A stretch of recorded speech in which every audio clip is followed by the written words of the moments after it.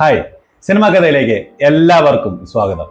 നമ്മൾ ഇന്നിവിടെ നോക്കാൻ പോകുന്നത് എ വിൻസെന്റിന്റെ കഥയിൽ VT നന്ദകുമാർ തിരക്കഥ എഴുതി വിൻസെന്റ് തന്നെ സംവിധാനം ചെയ്ത് 1978 സെപ്റ്റംബർ 14 പുറത്തിറങ്ങിയ വയനാടൻ തമ്പാൻ എന്ന സിനിമയെ കുറിച്ചിട്ടാണ്. ദേവരാജൻ മാസ്റ്ററുടെ സംഗീതവും ശശികല മേനോന്റെ ഗാനങ്ങളും ഈ ചിത്രത്തിന് മാറ്റുകൂട്ടിയിട്ടുണ്ട്. പിന്നീട് തമിഴിൽ കന്നിവേട്ട എന്ന പേരിലും ഹിന്ദിയിൽ പ്യാസൈത്താൻ എന്ന പേരിലും ഡബ് ചെയ്തിട്ടുണ്ട്. ചിത്രത്തിൽ പ്രധാനമായും അഭിനയിക്കുന്നത് കമലഹാസൻ, ബാലൻ കെ നായർ, ജനാർദ്ദനൻ, അങ്ങനെ KPSC ലളിത, ലത മുതലായിട്ടുള്ളവരാണ് ഈ സിനിമയിൽ പ്രധാനമായിട്ടും അഭിനയിക്കുന്നത്.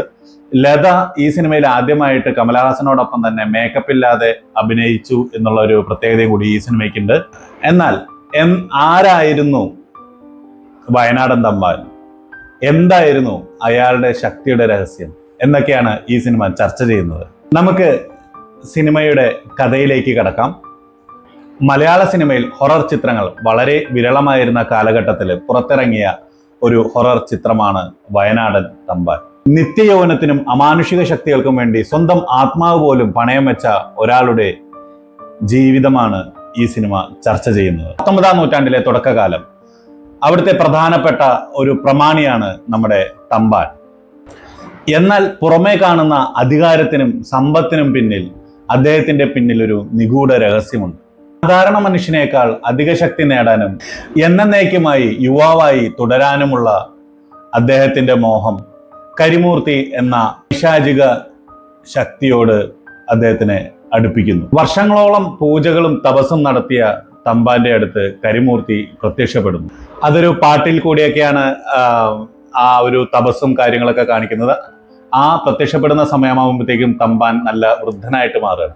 അപ്പൊ കരിമൂർത്തിയോട് തമ്പാൻ പറയുകയാണ്, എനിക്ക് നിത്യയൗവനത്തിനും അതേപോലെ മാന്ത്രിക ശക്തികൾക്കും വേണ്ടിയുള്ള അനുഗ്രഹം തരണമെന്ന്. അപ്പൊ അവിടെ ഒരു ഉപാധി കരിമൂർത്തി വയ്ക്കുകയാണ്. എനിക്ക് ഇത്ര കന്യകളെ നീ പല പല കാലഘട്ടങ്ങളിലായി നീ എനിക്ക് ബലി നൽകണം, എങ്കിലാണ് നിനക്ക് നിത്യയൗവനവും നിനക്ക് മന്ത്രസിദ്ധിയും വന്നു ചേരുക, ഞാൻ നിനക്ക് തരാം എന്ന് പറയണം. അപ്പൊ ആ ഒരു വ്യവസ്ഥ തമ്പാൻ അംഗീകരിക്കുകയാണ്. അപ്പൊ അങ്ങനെ ഒരു മാന്ത്രിക ജലം കരിമൂർത്തി തമ്പാന് കൊടുക്കുന്നു. തമ്പാൻ ആ ജലം കുടിക്കുകയാണ്. ആ ജലം കുടിക്കുമ്പോൾ തന്നെ തമ്പാൻ, ആ പടുവൃദ്ധനായിട്ട് നിൽക്കുന്ന തമ്പാൻ തിരിച്ച് നിത്യയൗവനത്തിലേക്ക് വരികയാണ്. ഇനി കരിമൂർത്തിക്ക് കൊടുത്ത ആ വ്യവസ്ഥകൾ പാലിക്കണമല്ലോ. അപ്പോൾ ഇത്ര പേരെന്ന് പറഞ്ഞിട്ടുണ്ട്. അപ്പൊ അവിടേക്ക് എത്തിക്കഴിഞ്ഞാലാണ് അയാൾക്ക് നിത്യയൗവനത്തിനായിട്ട് കിട്ടുക. അപ്പൊ അതിനു വേണ്ടിയുള്ള പണിപ്പുരയിലേക്ക് തമ്പാൻ കടക്കുകയാണ്. തമ്പാൻ അങ്ങനെ വേട്ടയ്ക്കിറങ്ങുകയാണ്. ആദ്യമായി തമ്പാന്റെ കണ്ണിൽപ്പെടുന്നത് തറയിൽ തറവാട് എന്ന് പറയുന്നത് തറയിൽ കുറുപ്പന്മാർ എന്ന് പറഞ്ഞ പേര് കേട്ട ആ സമയത്ത് അവിടുത്തെ ഒരു പ്രധാനപ്പെട്ട കുടുംബമാണ്. അവിടുത്തെ സുന്ദരിയായിട്ടുള്ള കൊച്ചമ്മണിയെയാണ് തമ്പാൻ കാണുന്നത്. അങ്ങനെ കൊച്ചമ്മണിയുടെ ഒപ്പം നടന്ന് കൊച്ചമ്മണിയെ തന്റെ വലയത്തിലാക്കി അധീനതയിലാക്കുന്നു. ഒരു ദിവസം തമ്പാൻ തന്നെ, തമ്പാൻ വരുന്നതൊക്കെ നല്ല രസമാണ് കേട്ടോ. കാരണം പല്ലക്കിലൊക്കെ ആൾക്കാരൊക്കെ ചുമന്ന പല്ലക്കിൽ ആ കാലഘട്ടമാണ് ആ സമയത്ത് കാണിക്കുന്നത്. അപ്പൊ തമ്പാൻ വരുന്നു. തമ്പാൻ അവരുടെ കുടുംബത്ത് വന്നിട്ട് ചോദിക്കുകയാണ്, എന്നെ മനസ്സിലായില്ലേ എന്ന് ചോദിക്കുന്നു. അപ്പൊ മനസ്സിലായി എന്നൊക്കെ കുറുപ്പന്മാര് ചോദിക്കുന്നുണ്ട്. അപ്പൊ തമ്പാൻ പറയുന്നുണ്ട്, ഞാൻ തമ്പാൻ വയനാട്ടിൽ നിന്നാണ്, കേട്ടിരിക്കുമെന്ന് വിചാരിക്കുന്നു എന്ന് പറഞ്ഞു. ഇല്ല, കേട്ടതായിട്ട് ഓർമ്മയില്ലെന്ന് അന്നത്തെ കാരണവർ പറഞ്ഞു. ശരി, അവിടെ വന്ന ഉദ്ദേശം പറഞ്ഞു. അപ്പൊ കൊച്ചമ്മണിയെ കാണാനിടയായി എന്നും എനിക്ക് വിവാഹം കഴിച്ചാൽ കൊള്ളാമെന്നും തമ്പാൻ പറയുന്നു. അപ്പൊ അങ്ങനെ അവർക്കും സമ്മതം എന്നുള്ള രീതിയിൽ വരികയാണ്. അപ്പൊ അങ്ങനെ വിവാഹമൊക്കെ നിശ്ചയിച്ച് നിൽക്കുമ്പോൾ തൊട്ടടുത്ത സമയത്ത് വേറൊരു ദിവസം വഴിയിൽ കൊച്ചമ്മണി വരുന്നതും കാത്തു നിൽക്കുന്ന തമ്പാൻ, കുതിരപ്പുറത്ത് കാത്തു നിൽക്കുന്ന തമ്പാൻ കൊച്ചമ്മണി വരുമ്പോൾ പറയുന്നു, എനിക്ക് എൻ്റെ തറവാട്ട് ക്ഷേത്രത്തിൽ വിവാഹത്തിന് മുമ്പ് നിന്നെ കൊണ്ടുപോയി തൊഴിയിക്കണം എന്ന് പറയാണ്. അപ്പൊ എങ്ങനെ പോകുമെന്നൊക്കെ ചോദിക്കണം. അത് നമുക്ക് പെട്ടെന്ന് പോയിട്ട് വരാം, കുഴപ്പമില്ല. അപ്പോൾ ആരെങ്കിലും കണ്ടോ? ഇല്ല, അതൊന്നും കാണില്ല, പെട്ടെന്ന് പോവാമെന്ന് പറഞ്ഞിട്ട് തമ്പാൻ കൊച്ചമ്മണിയെ കൊണ്ടുപോകണം. ആ സമയത്ത് ഒരു പയ്യൻ, അത് കൊച്ചമ്മണിയുടെ ഒപ്പം ഉണ്ടാവുന്ന ഒരു പയ്യൻ കാണുന്നുണ്ട്. പയ്യൻ അവിടെ കുറുപ്പന്മാരുടെ അടുത്ത് പറയുന്നു, കുതിരപ്പുറത്ത് കയറ്റി കൊണ്ടുപോയി എന്ന് പറയുന്നുണ്ട്. അപ്പൊ പെട്ടെന്ന് കുറുപ്പന്മാര് പെട്ടെന്ന് വരികയാണ്. അപ്പൊ അവിടെ ചെറിയൊരു നല്ല കളരിയുടെ കുറച്ചും മർമ്മവിദ്യകളൊക്കെ കാണിക്കുന്നുണ്ട്. അത് കഴിഞ്ഞ് കൊച്ചമ്മണിയെ കൊണ്ട് നേരെ ആ കാട്ടിലെ തൻ്റെ പഴയ ആ അതിഗംഭീരമായിട്ട് നിൽക്കുന്ന ആ തറവാട്ടിലേക്ക് തമ്പാൻ കൊണ്ടുപോവാണ്. അപ്പോൾ അവിടെ എത്തുന്നവരെ കൊച്ചമ്മണിക്ക് എന്താണ് സംഭവിക്കുന്നതെന്ന് അറിയില്ല. അപ്പൊ കൊച്ചമ്മണി അതിനുശേഷം പറയുകയാണ്, തമ്പാൻ കരിമൂർത്തിയോട് പറയുന്നു, കരിമൂർത്തെ ഇതാ എൻ്റെ ബലി എന്ന് പറയുന്നു. അങ്ങനെ കൊച്ചമണിയെ കരിമൂർത്തിയുടെ മുന്നിലേക്ക് ഇട്ടു കൊടുക്കുകയാണ്. അങ്ങനെ ആ സമയമാകുമ്പോഴത്തേക്കും തമ്പാന്റെ മുഖമൊക്കെ അങ്ങനെ മാറും, ഒരു വിളറി പിടിച്ച അല്ലെങ്കിൽ ഒരു വൃദ്ധന്റെ അവസ്ഥയിലേക്ക് പോകുന്ന ഒരു തരത്തിലുള്ള മുഖമൊക്കെ ആയിട്ട് മാറും. അപ്പൊ കരിമൂർത്തി അതിനുശേഷം തമ്പാനെ വീണ്ടും ബലി നൽകിയതിനു ശേഷം തമ്പാന് വീണ്ടും മാന്ത്രിക ജലം കൊടുക്കുന്നു. തമ്പാൻ വീണ്ടും നിത്യയൗവനത്തിലേക്ക് വരികയാണ്. അപ്പൊ അതേസമയം കൊച്ചമണിയുടെ തറവാട്ടില് ഈ ഒരു ചതി മനസ്സിലാക്കണം. ഇവര് കൊച്ചമണി അന്വേഷിച്ചൊക്കെ പല ദിക്കുകളിലേക്കും പല ഭാഗങ്ങളിലേക്കൊക്കെ പോകുന്നുണ്ട്, പക്ഷേ കൊച്ചമണിയെ കണ്ടു കിട്ടുന്നില്ല. അപ്പൊ അവര് ദൃഢപ്രതിജ്ഞ ചെയ്യാണ്, എങ്ങനെയായാലും തമ്പാൻ എന്ന് പറയുന്ന ഇയാളെ ഞങ്ങൾ മുച്ചൂടും നശിപ്പിക്കും എന്നുള്ളൊരു പ്രതിജ്ഞ എടുക്കുകയാണ്. ആ കാരണവരെടുക്കുകയാണ്. എനിക്ക് സാധിച്ചിട്ടില്ലെങ്കിൽ, അതായത് അവരുടെ കുടുംബം, അവരുടെ തറവാട് അന്യം നിന്ന് പോകുന്ന ഒരു സാഹചര്യത്തിലൊക്കെയാണ് തമ്പാനെ തള്ളിവിട്ടിരുന്നത്. അപ്പോ അങ്ങനെ നിൽക്കുമ്പോൾ ഇവരെല്ലാവരും കൂടി എങ്ങനെയാണെങ്കിലും ഇത് നടപ്പിലാക്കും എന്നുള്ളൊരു സാഹചര്യത്തിലേക്ക് വരികയാണ്. കാലഘട്ടം വീണ്ടും കടന്നു പോകുന്നു. ഇനി തമ്പാന്റെ ലക്ഷ്യം ഒരു പേര് കേട്ട ഒരു മുസ്ലിം തറവാട്ടിലെ നബീസ എന്ന് പറയുന്ന പെൺകുട്ടിയാണ്. അവിടെ ആ നബീസയുടെ ഇക്കയായിട്ട് ജനാർദ്ദനൻ ഉണ്ട്, അച്ഛനായിട്ട് ബാലൻ കെ നായരുണ്ട്. ബാലൻ കെ നായരുടെ ഒക്കെ അഭിനയങ്ങൾ കാണാൻ നല്ല രസമാണ്. അപ്പൊ അങ്ങനെ ഒരു മുസ്ലിം യുവാവായിട്ട് അവിടെ നമ്മുടെ തമ്പാൻ വരികയാണ്. അപ്പൊ അങ്ങനെ അവിടെ ചെല്ലുന്നു, എനിക്ക് നബീസയെ വിവാഹം ചെയ്താൽ, സെയിം തന്ത്രം തന്നെ, നബീസയെ വിവാഹം ചെയ്താൽ കൊള്ളാമെന്ന് പറയുന്നു.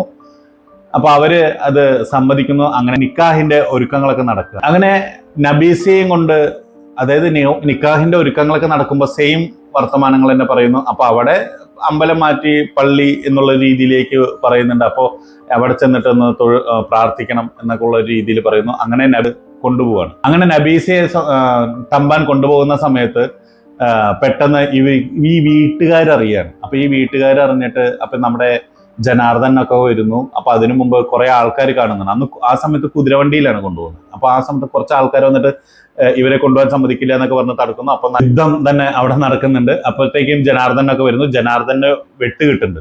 അപ്പൊ ഈ നബീസ പറയാണ്, ഇല്ല, എന്നെ ഇവിടെ ഇറക്കി വിടും, ഞാൻ പൊക്കോളാം എന്ന് പറയുന്നു. പക്ഷെ അതൊന്നും കേൾക്കേണ്ട ബലിഷ്ഠമായിട്ട് നബീസേനെ തമ്പാൻ തൻ്റെ കുതിരവണ്ടിയിൽ കയറ്റിയിട്ട് കൊണ്ടുപോവാണ്. അപ്പോൾ നബീസയെ നഷ്ടപ്പെട്ട വിഷമം ഓർത്തുകൊണ്ട് ഈ കുടുംബവും ഒരു പ്രതികാരത്തിന് തയ്യാറെടുക്കുകയാണ്. നേരത്തെ കാരണവന്മാർ പറഞ്ഞ പോലെ തന്നെ ഞങ്ങളും പ്രതികാരം ചെയ്യും എന്നുള്ള പ്രതിജ്ഞ എടുത്തിട്ട് മുന്നോട്ട് പോകുന്നു. നബീസയെ കാണാതാകുന്നതോടുകൂടി തന്നെ നബീസയുടെ കുടുംബം വല്ലാത്തൊരു ദുഃഖത്തിലേക്കാവുന്നുണ്ട്. ആ സമയത്തുള്ള ബാലൻ കെ നായരുടെ പ്രകടനം, ഇതൊക്കെ നല്ല രസമുള്ളൊരു പ്രകടനങ്ങളായിരുന്നു. പിന്നെ നബീസയും ഇതേപോലെ തന്നെ കരിമൂർത്തിയുടെ ബലിയായിട്ട് മാറുന്നുണ്ട്. വീണ്ടും മാന്ത്രികജലം കുടിക്കുന്നു.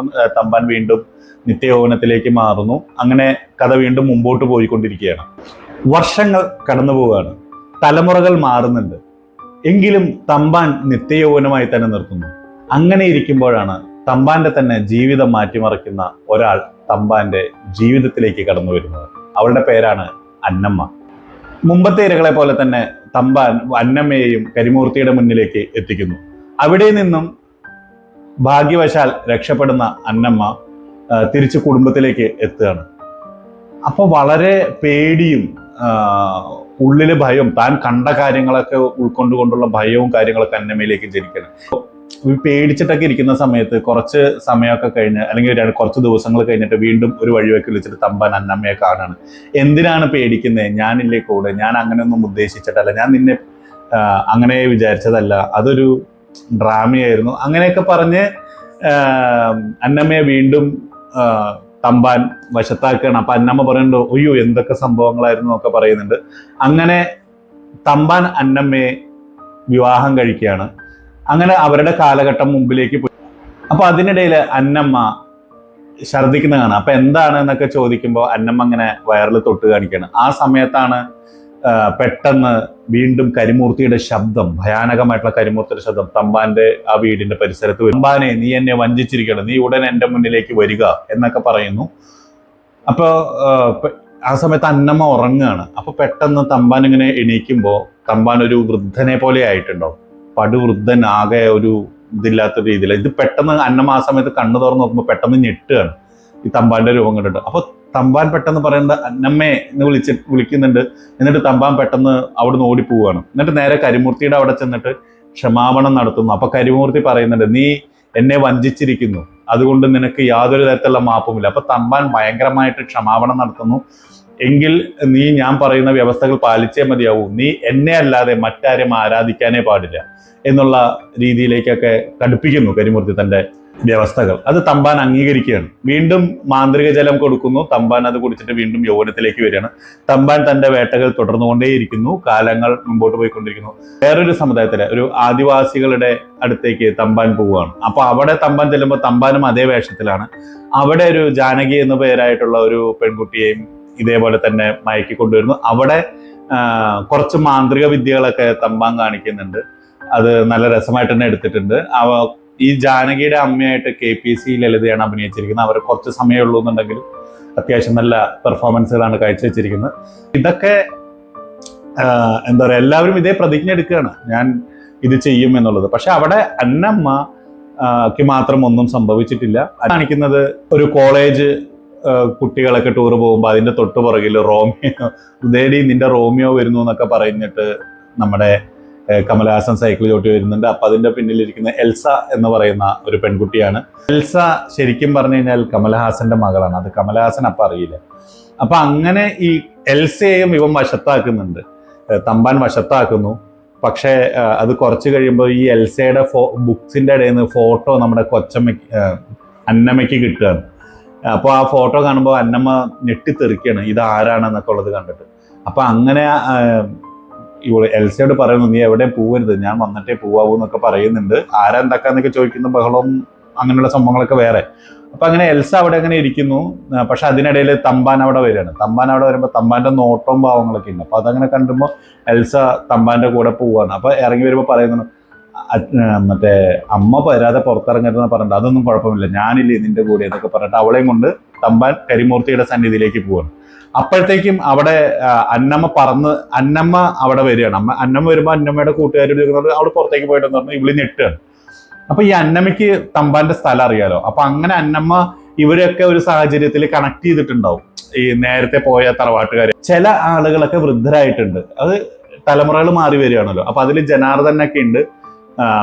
അപ്പൊ അങ്ങനെ ഇവര് തോക്കൊക്കെ എടുത്ത് എല്ലാവരും കുറുപ്പന്മാരും അവരും ഇവരും എല്ലാവരും തോക്കും വടികളും ഒക്കെ എടുത്തിട്ട് തമ്പാന്റെ വീട്ടിലേക്ക് പോവാണ്. അപ്പൊ അവിടെ ചെല്ലുമ്പോഴത്തേക്കും കരിമൂർത്തിക്ക് ബലി കൊടുക്കാനായിട്ട് കരിമൂർത്തിയെ എന്റെ ബലി എന്നൊക്കെ പറഞ്ഞിട്ട് അങ്ങോട്ട് വെക്കുമ്പോഴത്തേക്കും ആ സ്ഥലത്തേക്ക് കൊണ്ടുപോകുമ്പോഴത്തേക്കും തമ്പാൻ അടച്ചിട്ട വാതില് ജനാർദ്ദനൻ വെടിവെച്ചിട്ട് അതൊക്കെ തുറന്ന് എല്ലാവരും കൂടി അകത്തേക്ക് വരികയാണ്. എല്ലാവരും കൂടി അകത്തേക്ക് വരുമ്പോ തമ്പാൻ പെട്ടെന്ന് അന്നമ്മയെ കാണും. അപ്പൊ അങ്ങനെ വീണ്ടും അന്നമ്മേ എന്ന് ചോദിക്കണം. അപ്പൊ അന്നമ്മ പറയണം, നിങ്ങളുടെ മകളാണ് അവള് എന്നുള്ളതാണ് അന്നമ്മ അവിടെ പറയുന്നത്.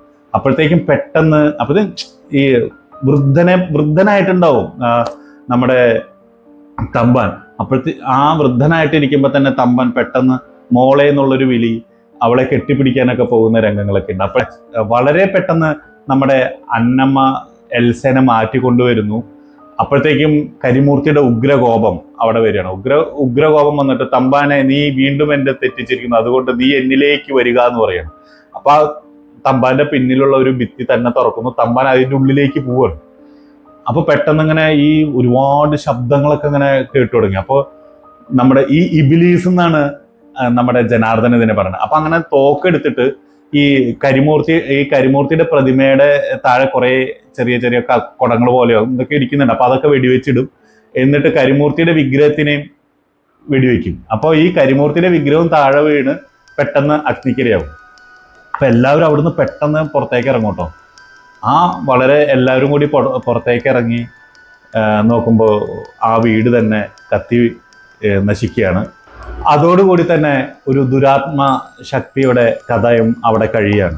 അവിടെയാണ് നിത്യയൗവനത്തിനായി എല്ലാം ത്യജിച്ച വയനാടൻ തമ്പാന്റെ കഥ അവസാനിക്കുന്നത്. എനിക്ക് ഈ സിനിമയിൽ വ്യക്തിപരമായി ഇഷ്ടപ്പെട്ട 2-3 കഥാസന്ദർഭങ്ങളുണ്ട്. അതായത് നമ്മൾ നേരത്തെ പറഞ്ഞില്ലേ നബീസയെ കാണാതെ ആവുമ്പോൾ, ആ നബീസയെ കാണാതെ ആവുമ്പോൾ ബാലൻ കെ നായരുടെ പ്രകടനം അസാധ്യ പ്രകടനമായിരുന്നു. നമുക്ക് ശരിക്കും നമ്മുടെ കണ്ണുവരെ നിറഞ്ഞു പോകുന്ന തരത്തിലുള്ള പ്രകടനങ്ങൾ ഉണ്ടായിരുന്നു. ഒരു ഏട്ടന്റെ സ്നേഹം ജനാർദ്ദനൻ കാണിച്ചു വെച്ചിട്ടുള്ളത് അതിഗംഭീരമായിരുന്നു.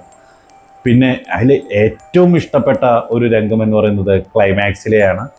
നിത്യയൗവനത്തിനും മന്ത്രസിദ്ധിക്കും വേണ്ടി ക്രൂരമായി മുന്നോട്ട് പോയിരുന്ന വയനാടൻ തമ്പാൻ എൽസ തൻ്റെ മകളാണെന്ന് അറിയുമ്പോൾ ആദ്യമായി ഒരു അച്ഛൻ്റെ ഹൃദയം തുടിക്കുന്നതായി നമുക്ക് ആ കമലഹാസന്റെ ആ ഫേസിൽ കാണാൻ സാധിക്കും.